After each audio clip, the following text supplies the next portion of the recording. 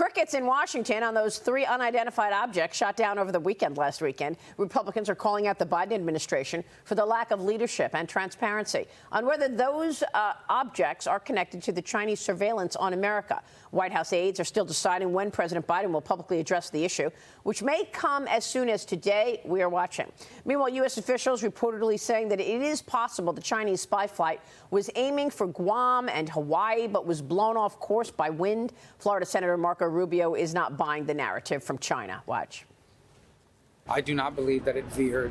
I've heard that that's shown the Chinese talking point, and maybe some people are saying that now in the administration because they don't want to heighten tensions any further. Coincidentally, over some of the most sensitive U.S. facilities right in the middle of the country.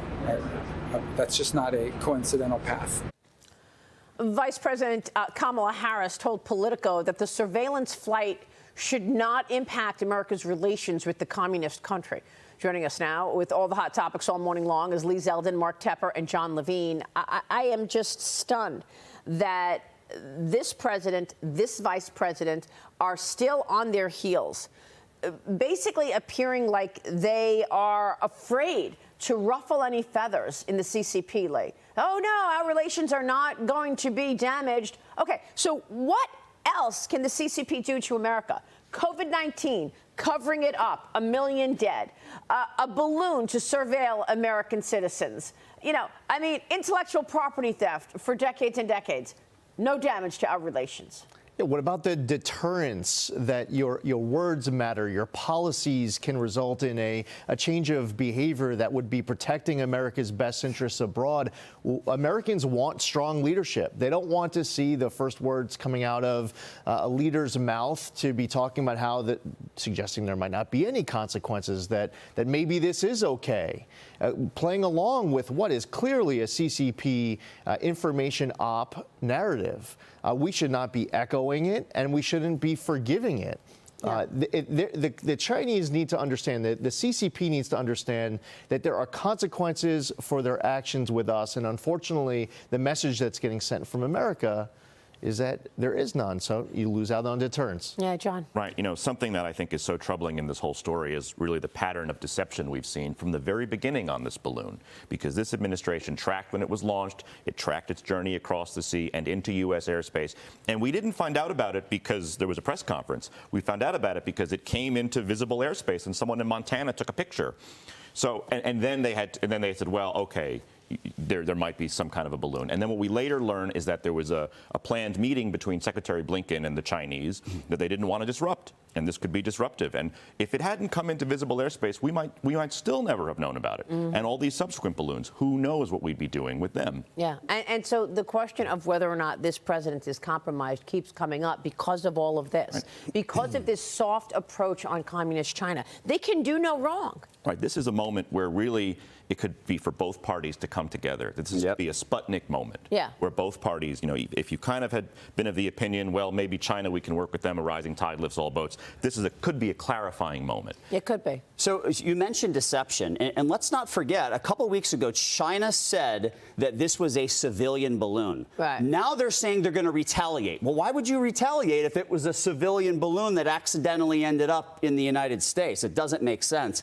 I want to share something that's disturbing to me that was shared with me by one of my friends who's a pilot.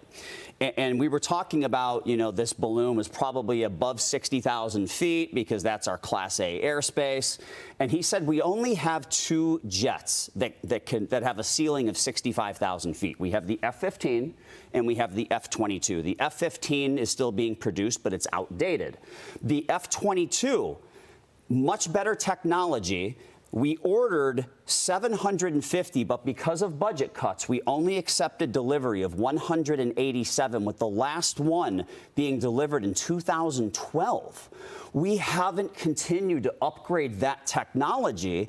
We've been a little lackadaisical as it relates to that because of these defense spending cuts.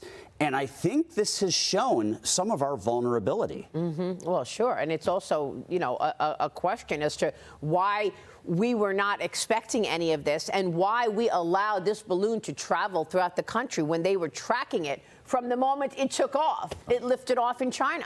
And what about these next few balloons? Fortunately, we're able to have this conversation from the start of the flight of that first Chinese spy balloon, and where it should have been shot down, and the different, the debate over and the spin over what it was and where it was heading, what its motives were. You have then multiple objects that have been shot out of the sky since.